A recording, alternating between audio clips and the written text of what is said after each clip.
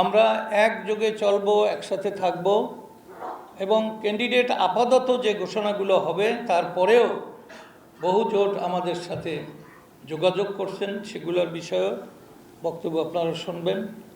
আমাদের মিলন সাহেব শুরুতেই তিনি বক্তব্য রেখেছেন, তাকে ধন্যবাদ জানাই।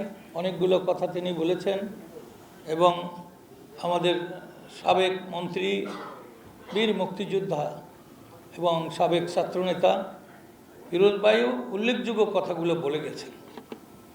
তো একই কথা বারবার বলার সুযোগ নেব না। আমি এখানে একটি স্মৃতিচারণ করতে চাই যে আমি একসময় মুক্তিযোদ্ধা সংসদের কমান্ড কাউন্সিলে ছিলাম।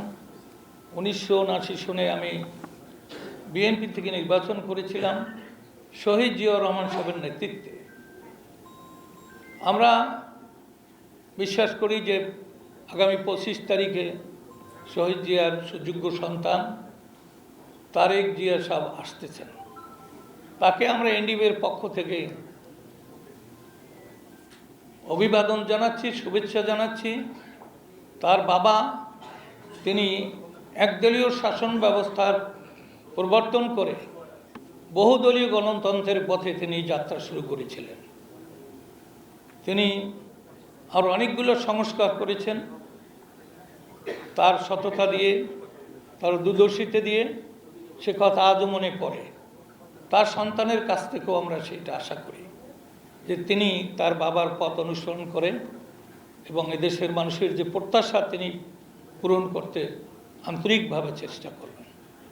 কিন্তু আমরা গত দিনগুলোতে আমরা দেখছি যেটা ফিরোজ ভাই এখানে উল্লেখ করেছেন, ডেলি স্টার, প্রথম আলো, নুরুল কবিরের মতো লোককে যেভাবে অপমান, যেভাবে তাকে হ্যস্তন্যস্ত করেছেন এবং তার জীবননাশেরই চেষ্টা করেছেন, তারা হইল জাতির বিবেক।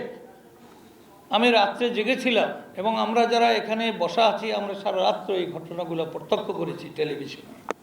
অত্যন্ত বেদনাদায়ক।